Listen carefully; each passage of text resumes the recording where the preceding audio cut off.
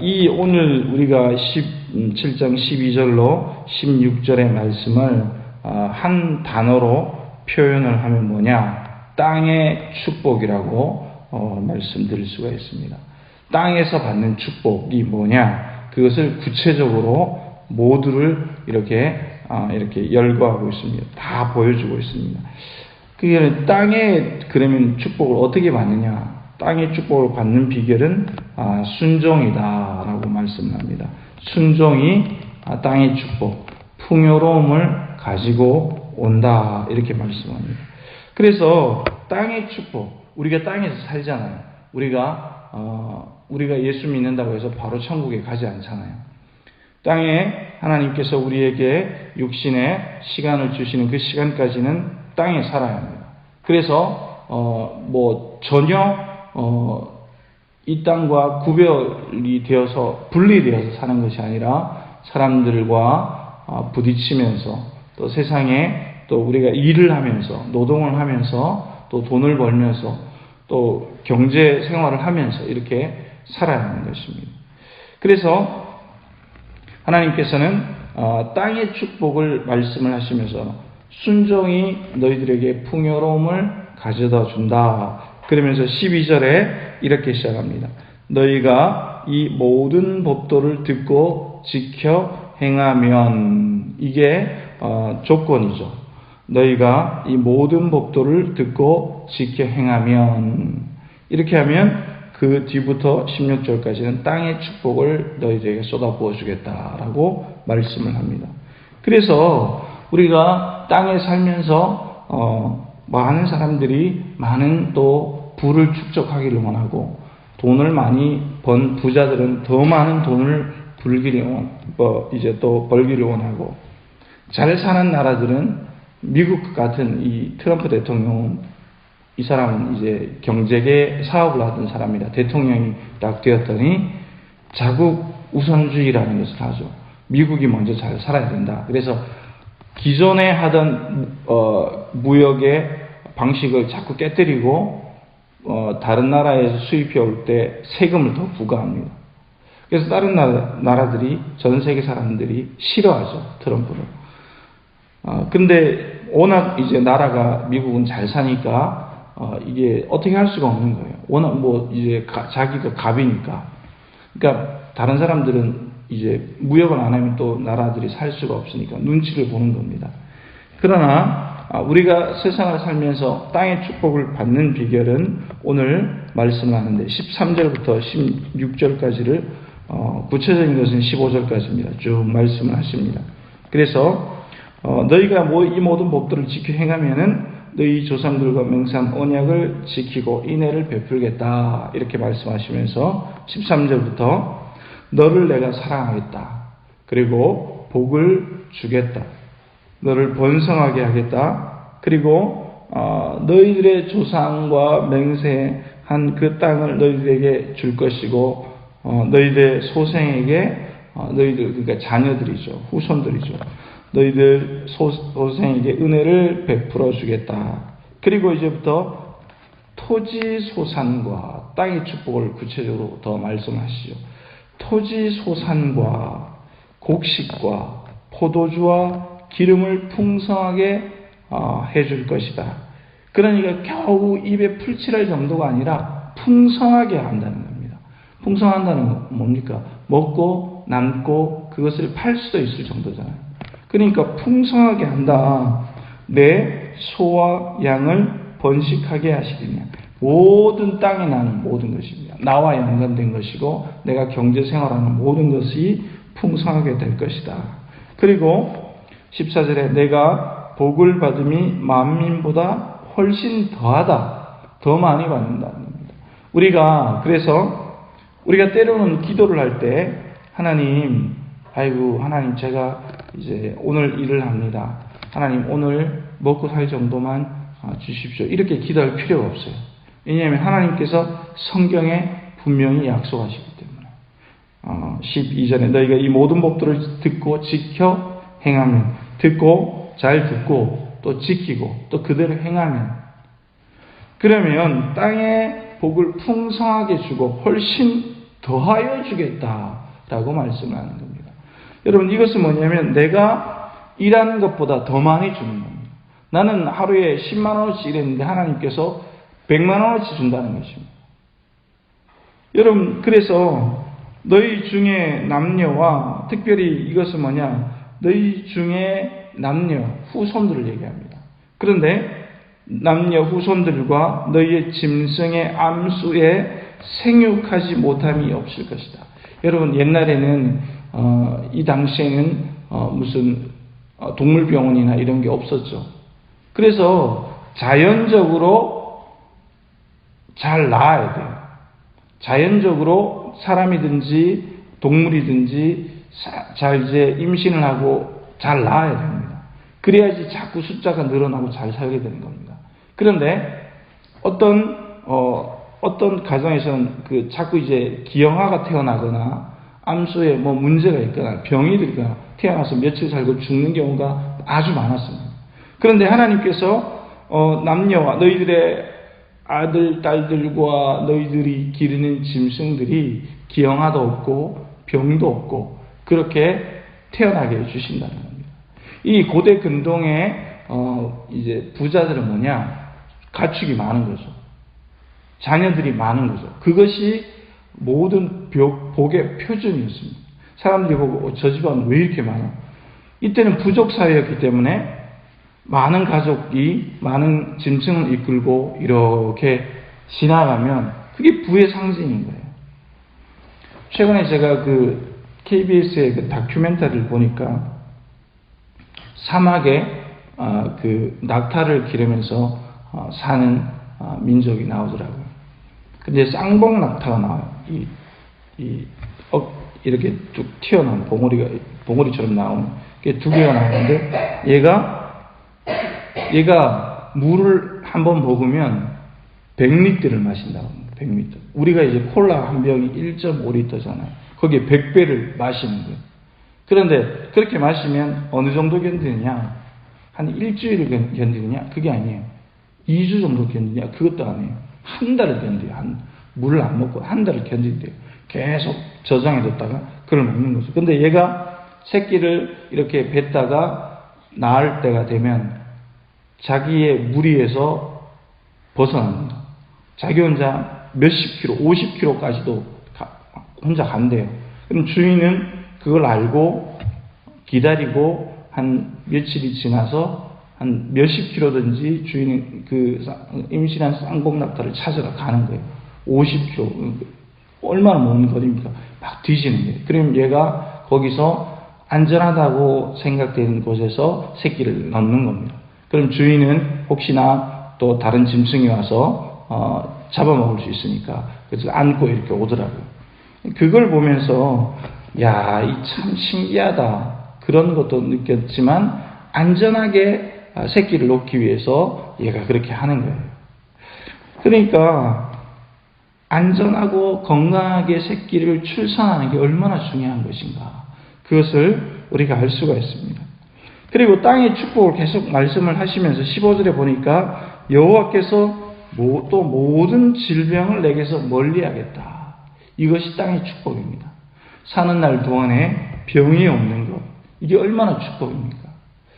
우리 장로님하고 권사님들, 우리 성도님들이 제가 영월에 있으면서 우리 고안에 딱 와서 느낀 것이 뭐냐면 영월에는 암 환자가 그래도 많이 있거든요.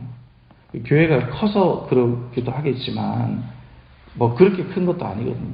제가 경기도에 이천에 있을 때는 교인이 한 2,000명 정도 됐으니까. 그리고 서울에는 더 큰 교회도 있으니까. 거기는 장례도 더 많고 뭐 결혼식도 더 많죠.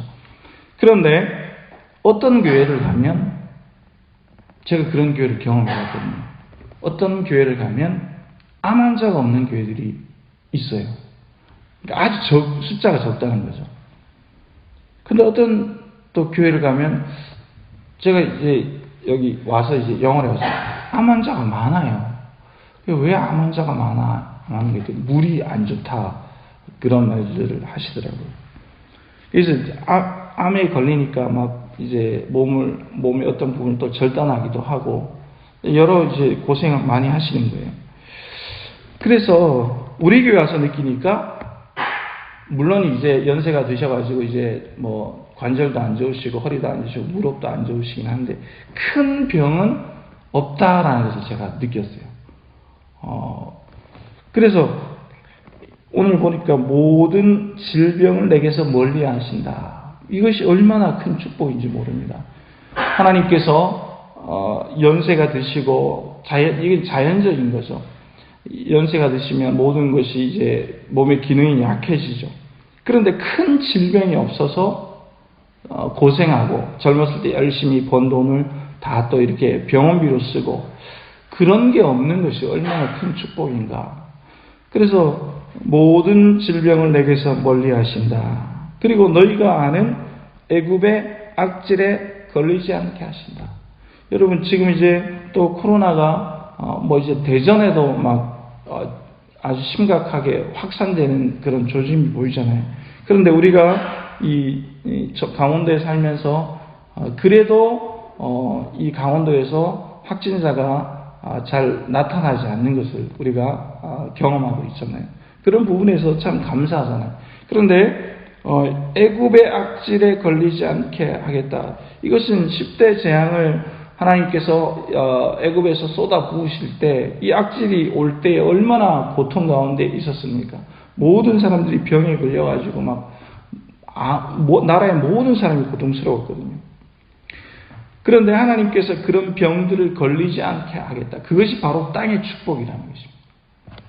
너를 미워하는 자에게 그것을 걸리게 하겠다라고 말씀합니다. 그러니까 하나님의 법도를 듣고 지켜 행하는 자들에게는 땅의 이런 축복을 주신다는 것입니다. 분류를 할 수가 있어요. 사람에게 복을 주시고 건강한 후손들이 계속해서 태어나고 그 다음에 내가 훨씬 다른 사람들보다 훨씬 더 많은 그냥 먹고 살 정도만이 아니고 그냥 그래서 하나님 감사합니다. 그냥 겨우 그렇게 하나님을 찬양한 것이 아니라 훨씬 더 풍요롭게 한다는 겁니다. 그래서 우리가 젊은 날 예수 잘 믿고 하나님의 말씀대로 살려고 했을 때 어느 순간인가 긴 세월을 지나고 더듬어 헤아려 보면 하나님께서 내 삶 가운데, 내 자녀들 가운데, 내 가족들 가운데, 내 가문 가운데 베풀어 주신 은혜를 고백하지 아니할 수 없는 것입니다. 그래서 우리는 이것이 계속 되어지게 해야 되는 것입니다. 그냥 내 때까지만 복을 받는 것이 아니라 이것이 땅의 축복이 계속해서 이어져야 하는 겁니다. 그래서 우리는 그렇게 기도도 할 줄 알아야 됩니다. 여러분, 하나님, 우리 교회 풍성하게 해주세요. 우리 집에 풍성하게 해주세요. 내가 사는 마을을 풍성하게 해주세요. 그런데 내가 주님의 법도를 듣고 지키고 행하면서 이것이 일어나게 해주세요. 이것이 하나님의 말씀이니까. 그래서 우리 교회도 하나님 숫자적인 복도 허락해 주세요. 이것도 그렇게 기도해야 됩니다. 하나님 영적인 복도 당연히 주셔야 됩니다. 우리가 영적인 게으름에 빠지지 않게 하여 주옵소서. 그냥 우리 교회는 뭐 이렇게 그냥 믿다가 이게 아니라 하나님 많은 일꾼들도 필요하고 또 물질도 필요하고 하나님 또 여러 달란트 있는 사람도 많이 있어야 합니다. 그래야 우리가 하나님의 일을 할 때 하나님 능률적으로 일을 하지 않습니까? 하나님 재능 있는 사람이 교회에 있어야지 복음 전파하는데 머리를 잘 깎는 달란트가 있는 사람이 있으면 머리 깎는 선교의 일을 할 수도 있고 또 뭐 의료진이 있으면 또 우리가 선교 사역도 할 수 있고 그것을 구체적으로 기도하고 하나님께 복을 빌 필요가 있는 것입니다. 그래서 여러분 현대의 이 선교 전략은 뭐냐? 전문성이 필요합니다. 전문성이. 그러니까 농사 잘하는 사람이 가서 농사를 지어주면서 선교를 하면 쉬운 거죠. 의료를 침을 잘 놓는 분이 교회 안에 있다. 그러면 침 선교를 할 수 있는 겁니다. 그래서 현대의 선교는 상당히 전략적으로 하거든요. 많은 큰 교회들은. 작은 교회도 그것은 충분히 가능해요. 그래서 하나님, 교회 규모의 문제가 아니에요. 교회가 작아도 그런 전문성을 가진 사람이 교회에 있으면 되는 겁니다. 그래서 하나님, 우리가 작아도 하나님의 영광을 위해서 일하겠습니다. 이것이 굉장히 합당한 기도거든요. 뭐냐면 하나님의 영광을 위해서 우리가 하나님의 일을 하기 위해서 이걸 요청합니다. 그럼 하나님이 어떻게 응답을 하십니까? 그게 필요해? 그게 그렇게 급해? 그럼 내가 빨리 응답해 주겠다. 그렇게 하시는데 하나님 주셔도 되고 안 주셔도 되고 이게 아니에요. 하나님의 일을 위해서 이게 필요합니다.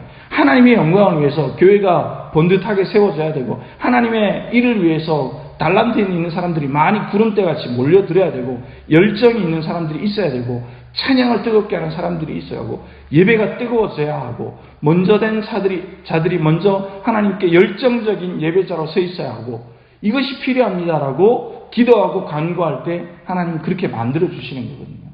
그래서 오늘 땅의 축복을 보면서 우리가 간구해야 될 것은 주여 우리가 주의 법도를 듣고 지키며 행하겠습니다. 하나님 땅의 축복을 허락하여 주옵소서. 우리 가정에 허락하여 주옵소서. 우리 교회에 허락하여 주옵소서. 이게 필요합니다라고 하나님께 부르짖어야 하는 거예요. 우리 아이들이 어떤 녀석은 가만히 있고 제가 셋을 길러보니까 그래요. 큰 놈은 뭐 달라고 별로 안 해. 좀 어른스러운 게 있는 거죠.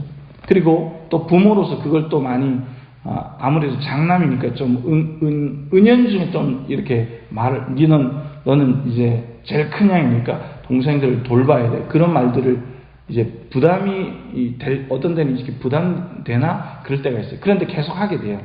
너는 첫째니까 동생들을 잘 돌보고 또 부모님도 나중에 네가 커서 돌봐야 돼. 이런 말을 해요. 근데 막내는 그냥 내버려둬요. 막내는 별로 신경 안 씁니다. 근데 막내는 아빠 이게 필요해요. 저게 필요해요. 뭐 어제는 저보고 막내가 아빠 차키를 좀 달래요. 차키를 왜 달라고 그러냐. 내가 뭐 꺼낼 게 있다고 이렇게 얘기해요. 막내는 뭐 이 기준이 잘 없죠. 이거 달라고 저거 달라고. 그런데 하나님도 어떻게 말씀을 하시느냐. 땅의 복을 주는데 다른 성경 구절을 인용하면 두드리고 찾고 구하라고 말씀합니다. 그래서 하나님 나 다 필요한 거 아시니까 그냥 주시겠지. 이게 아니라 간절히 간구함도 필요한 것입니다.